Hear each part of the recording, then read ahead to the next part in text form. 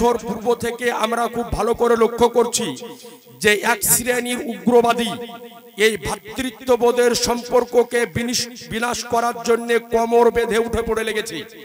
আজিজানে মোহতারাম বেরাদারান ইসলাম, আজ আপনাদের নিকটে আরজ করতে চাই যে এই ভারতবর্ষে হিন্দুদের যতটুকু অধিকার রয়েছে, এই ভারতবর্ষের বুকে মুসলমানদেরও অতটাই অধিকার রয়েছে। কারণ এই দেশে মুসলমানরা ভাড়াটিয়া ভাবে থাকে না। এই ভারতবর্ষে অন্যান্য জাতির যে অবদান রয়েছে, মুসলমানদেরও একই অবদান রয়েছে। ভারতের স্বাধীনতা সংগ্রামের ইতিহাস যদি আলগা করেন, তো এই ভারতবর্ষের বুকে স্বাধীনতা সংগ্রামে এক নয় দুই নয় একাধিক মুসলমান নিজের জীবন উৎসর্গ করে দিয়ে এই ভারতবর্ষকে স্বাধীন দিয়ে করেছে। আজিজানে মোহতারাম বেরাদারান ইসলাম, এরপরে এই ভারতবর্ষের বুকে যদি আজকে লক্ষ্য করে দেখা যায় যে সারা ভারতবর্ষের বুকে যত বড় বড় ঐতিহ্যবাহী জায়গা রয়েছে সবগুলাই হলো মুসলমানদের অবদান। কিন্তু আজকে এরপরেও বলা হচ্ছে যে ভারতবর্ষের বুকে মুসলমানদের কোনো অবদান নাই, এদেরকে যেমন করে হোক এই দেশ থেকে বিতাড়িত করতে হবে। আজকে এই দেশ থেকে তো দেশ থেকে আজ আপনার নিকটে আবেদন করতে চাই, আমরা হলাম ইসলাম ধর্মের মানুষ। কোন ধর্মকে গালি দেওয়া আমার নবীর শিক্ষা নয়, কোন ধর্মের ধর্মগুরুকে গালি দেওয়া আমার নবীর শিক্ষা নয়। ইসলাম জগতে যতগুলি কাফের মুশরিকদের সঙ্গে আজকে মোকাবিলা হয়েছে, জিহাদ হয়েছে, কোন জিহাদে কোন যুদ্ধে কাফের মুশরিকদের উপরে আগে হামলা করা হয়নি, বরং কাফের মুশরিকরা যখন মুসলমানদের উপরে হামলা করেছে মুসলমানরা তার প্রতিহত করেছে। এখন পর্যন্ত সারা পৃথিবীর বুকে যত জায়গাতে মুসলমানদের উপরে আজকে অত্যাচার করা হচ্ছে, প্রত্যেকটা জায়গাতে মুসলমানদের উপরে আগে আঘাত করা হচ্ছে, তারপরে মুসলমানরা তার প্রতিহত করছে। শুধু ভারতবর্ষ নয়, কয়েকদিন আগে হিন্দু ধর্মের একজন পণ্ডিতের বক্তব্য শুনলাম, তিনি ডাইরেক্ট বলতেছে যে আমি মুসলমানদের খেলাফ নয়, আমি হলাম ইসলামের খেলাফ। অর্থাৎ তার কথা হলো যে मैं दुनिया से इस्लाम को मिटाना चाहता हूँ। আজিজানে মোহতারাম বেরাদারান ইসলাম, কোন ধর্মকে ছোট করার উদ্দেশ্য বলতেছি না, শুধুমাত্র এতটুকু কথা আজকে সুন্নি মহাসম্মেলন থেকে আপনাকে বার্তা দিতে চাইতেছি যে ইসলামকে মিটিয়ে দিব, ইসলামকে ধ্বংস করব। এটা আজকে নতুন কথা নয়, বরং আজ থেকে হাজার হাজার বছর পূর্ব থেকে ইসলামকে মিটানোর আজকে চেষ্টা চলে আসতেছে। আজ বলতে চাই, কিন্তু মুসলমানরা অতি সহজে প্রতিহত করে না।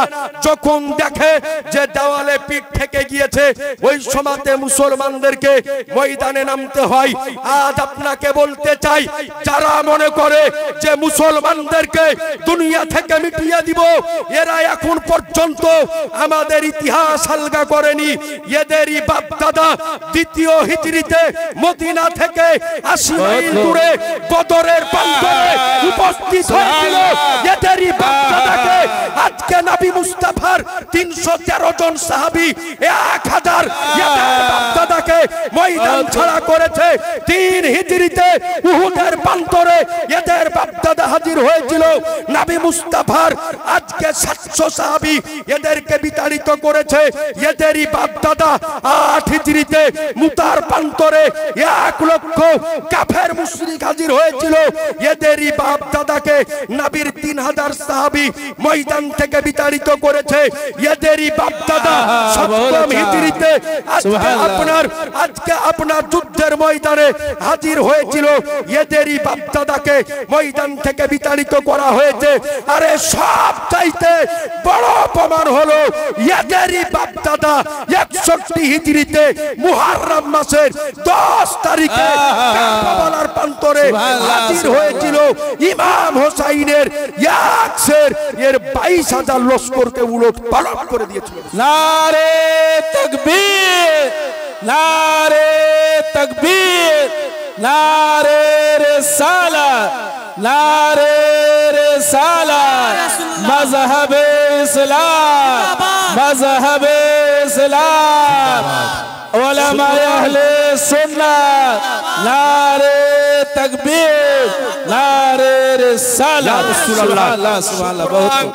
আমাদের দাবি হলো এটাই যে ইসলামকে মিটিয়ে দিব, ইসলামকে ধ্বংস করে দিব। এটা আজ থেকে নয়, বরং পুরনো জামানা থেকে চলে আসতেছে। এদেরই বাপ দাদা একাধিক জায়গাতে ইসলামকে মিটানোর চেষ্টা করেছিল। এদের পক্ষে ওই দিনও সম্ভব হয়নি, আজকেও হবে না, আর কিয়ামত পর্যন্ত সম্ভব হবে হবে। এ আজি জানে মহতারাম, এই জন্য বলি যে মুসলমানকে খেপায়ও না। মুসলমান জাতি হলো ঘুমন্ত সিংহ। একটু জোরে বলে। জি বেশক বেশক। মুসলমান হলো ঘুমন্ত সিংহ।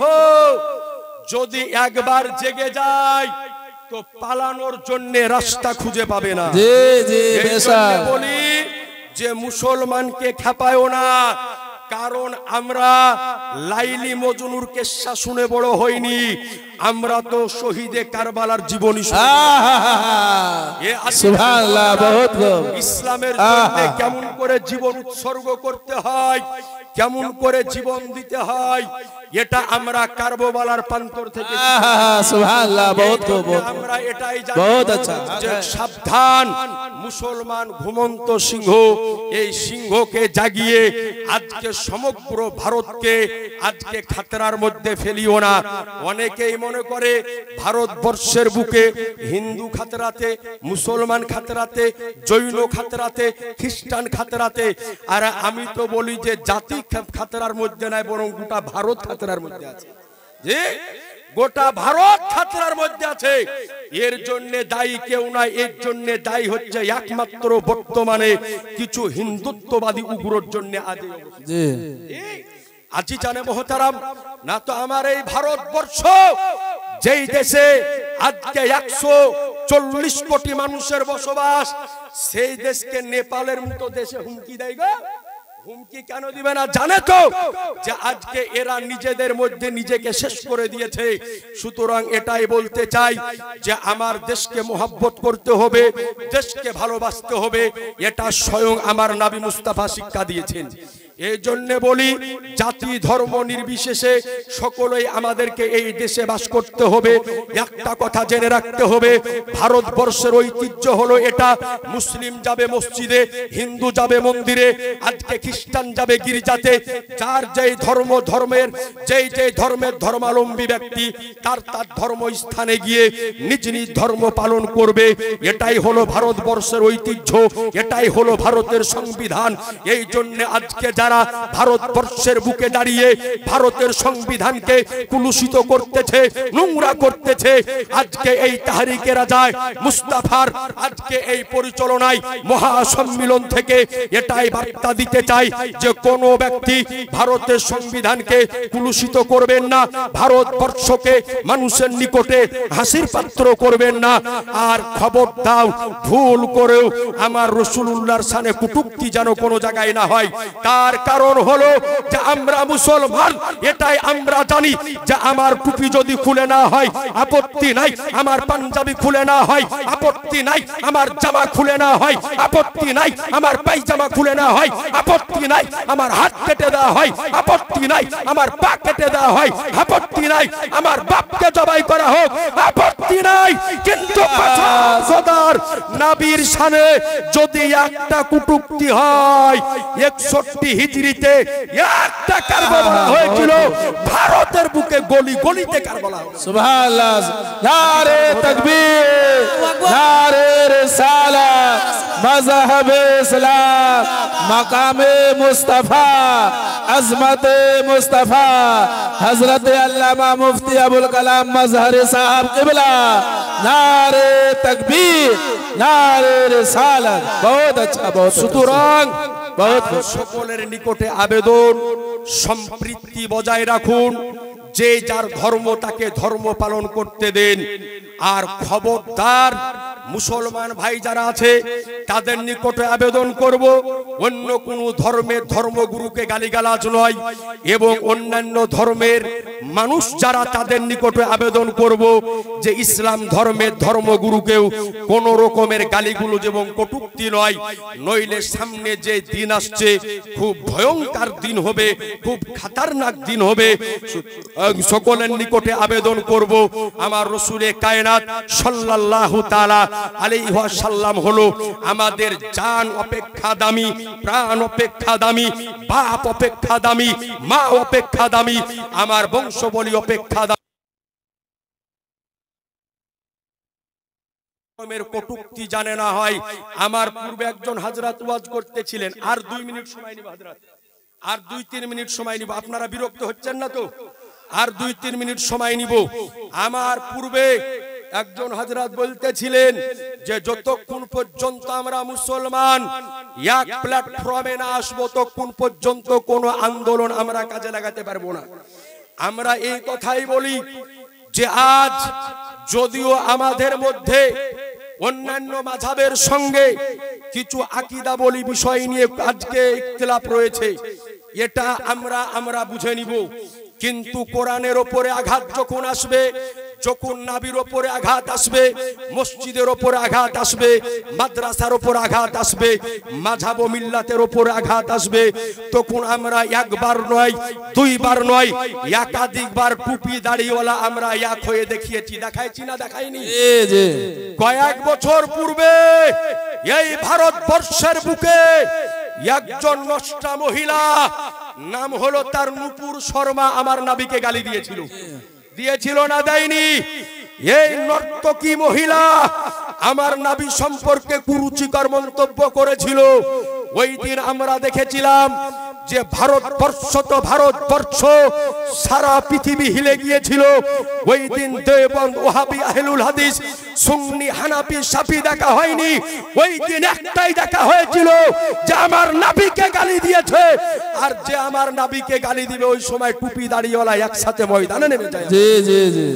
আর ওগুলা একবার নয়, একাধিকবার আমরা করে দেখিয়েছি। সুতরাং আবেদন করব আজিজানে মোহতারাম, ব্রাদারের ইসলাম, আজ মুসলমানদের উপরে কেমন আক্রমণ চলতেছে। আজ আমাদের নিকট থেকে আজকে অযোধ্যার জমিনের আমাদের পুরনো ঐতিহ্যবাহী বাবরি মসজিদ দখল করে না হলো, এরপরে জ্ঞানবাপী মসজিদ নিয়ে ঝামেলা। এখন সবচাইতে আজকে আমাদের যে বড় এক ঐতিহ্য, যেই দরগা এই ভারতের বুকে 800 বছর পূর্ব থেকে বিরাজমান আছে, আমার খাজাগান, রাজায় হিন্দুস্তান, সুলতানুল হিন্দ, মাইনুল হকুদ্দিন, খাজা মাইনুদ্দিন চিশতি আজমিরি ও সঞ্জারি রাদিয়াল্লাহু তাআলা আনহুর মাজার শরীফ দখল করার, আজকে তিনার মাজারকে উঠিয়ে দেওয়ার চক্রান্ত চলতেছে। আরে ভাই, ইতিহাস আলগা করো। আজ থেকে 800 বছর পূর্বে ওই জায়গাতে খাজা পাককে, যে জায়গাতে খাজা পাক বসেছিল, ওই জায়গাতে আজকে ওই জায়গাতে খাজা পাকের কথাতে উট বসেছিল, ওই উটকে তুলতে পারোনি, আর খাজা পাককে কেমন করে খাজা পাককে কেমন করে উঠাবে? আজ এটাই বলতে চাই যে কোন ধর্মের ধর্মীয় স্থানকে নিয়ে টানা হেঁচড়া নয়, কোন ধর্মের ধর্মীয় গুরুকে নিয়ে টানা হেঁচড়া নয়। জেনে রাখবেন, এই ভারতবর্ষের বুকে হিন্দু যদি তার ধর্মের কথা বলতে পারে, খ্রিস্টান যদি তার ধর্মের কথা বলতে পারে, জৈন যদি তার ধর্মের কথা বলতে পারে, ইহুদি যদি তার ধর্মের কথা বলতে পারে, হিন্দু যদি তার ধর্মের কথা বলতে পারে, এই ভারতবর্ষকে স্বাধীন করতে গিয়ে আমার একাধিক মুসলমান ভাই নিজের প্রাণ উৎসর্গ করেছে। মাওলানা আবুল কালাম আজাদ নিজের জীবন দিয়েছে, মাওলানা ফজলে হক খায়রাবাদী রাহমাতুল্লাহ আলাইহি নিজের জীবন দিয়েছে, এবং ভারতের বুকে ইংরেজদের সঙ্গে যখন আজাদী যুদ্ধ চলতেছিল, ওই সময় ভারতের বুকে ওলামায়ে আহলে সুন্নাতগণ একত্রিত হয়ে ইংরেজদের সাথে যুদ্ধ করাকে ফরজ বলে ফতোয়া প্রদান করেছে। সুবহানাল্লাহ, সুবহানাল্লাহ। নারে তাকবীর, নারে তাকবীর, নারে রিসালাত, নারে রিসালাত, ওলামায়ে আহলে সুন্নাত জিন্দাবাদ। ওলামায়ে আহলে সুন্নাত জিন্দাবাদ। মযহাবে ইসলাম মযহাবে ইসলাম নারে তাকবীর নারে রিসালাত সুবহানাল্লাহ সুবহানাল্লাহ বহুত আচ্ছা আর একটা কথা আপনাকে বলে দিই, বলে মুসলমানরা ভারতে কি দিয়েছে, যদিও এই কথা বলতে নাই কিন্তু মনে পড়ে গেল তাই বলে দিলাম। আপনি শুনালেন যে মুসলমানরা ইসলাম, মুসলমানরা ভারতকে কি দিয়েছে। আজকে যদি বলিউড সিনেমাকে কেউ চিনে তো শাহরুখ খান আর সলমান খানের নামে চিনে, যদিও তাদের ধর্মকর্ম কি আছে না আছে কিন্তু মুসলমান তো দাবি করে। আজ বলিউডের গানকে কেউ যদি চিনে তো মোহাম্মদ রফিক আর মোহাম্মদ আজিজের নামে চিনে। আজ মুসলমানরা কি দিয়েছে, আজ ভারতবর্ষকে শক্তিশালী যে পারমাণবিক বোমা দিয়েছে মিসাইল আমাদের আব্দুল কালাম আজাদ দিয়েছে।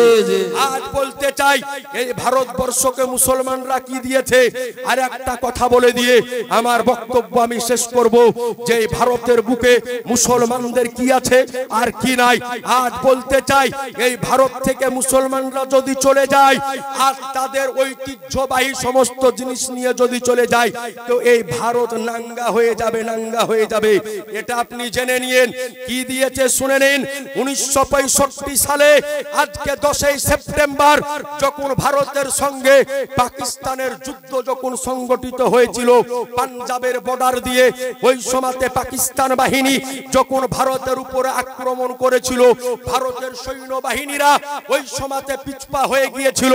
কোন সেনার ক্ষমতা হয়েছিল না যে পাকিস্তান বাহিনীর মোকাবিলা করে। ইহীন অবস্থায় একজন নওজোয়ান সামনে আগে বেড়ে আজকে পাকিস্তানের 8টা যুদ্ধের ট্যাঙ্কারকে ধ্বংস করে দিয়ে ভারতবর্ষকে জয়লাভ এনে দিয়েছিল। ওই সন্তানটি হিন্দু ঘরের, জৈন ঘরের, খ্রিস্টান ঘরের ছিল না, বরং ওই সন্তানটি আমার মুসলমান ঘরের ছিল। তার নাম ছিল জওয়ান বীর আব্দুল হামিদ খান। আর কি দিয়েছে এইরকম একের পর এক যদি বলতে যাই তো দিনের পর দিন পার হয়ে যাবে। ভারতবর্ষের বুকে মুসলমানদের যে অবদান শেষ হবে না। তো যাই হোক আজি জানে মহতারাম, শেষ বার্তা আপনাদের নিকটে দিব যে আমাদের অত্র এলাকার যিনারা আপনারা উপস্থিত হয়েছেন, আমাদের অত্র এলাকায় হিন্দু মুসলিম সকলের বসবাস আছে। সকলেই নিজ নিজ সম্প্রীতি বজায় রাখবেন। কোন ধর্মের ধর্মগুরুকে টেনে গাল দিবেন না। হিন্দু ভাইদের নিকটে করজোরে আবেদন, আপনারা ইসলাম ধর্মের ধর্মগুরুকে টেনে গালিগালাজ করবেন না। আপনাদের নিকটে আবেদন, কোন হিন্দু বা অন্যান্য ধর্মের ধর্মগুরুকে টেনে আজকে গালিগালাজ করবেন না। আর একটা কথা বলে দিই, অনেকেই বলে যে ইসলাম ধর্ম মানে হচ্ছে জিহাদ করে ইসলাম কায়েম করা। বলে কি বলেন? জি না, ইসলাম জিহাদের মাধ্যম দিয়ে কায়েম হয়নি। ইসলাম তলোয়ারের মাধ্যম দিয়ে কায়েম হয়নি।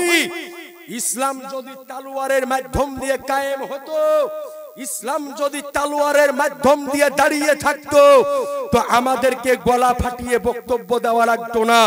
হযরতে আলীর একই তলোয়ারে বিশ্ববাসীকে কালমা পড়িয়ে দিত। সুবহানাল্লাহ। কিন্তু না, ইসলাম তলোয়ারের জোরে আসেনি। তবে হ্যাঁ বলি, ইসলাম তলোয়ারের জোরে এসেছে, তবে ওই তলোয়ার লোহার তলোয়ার ছিল না, আমার নবীর মহব্বতের তলোয়ার।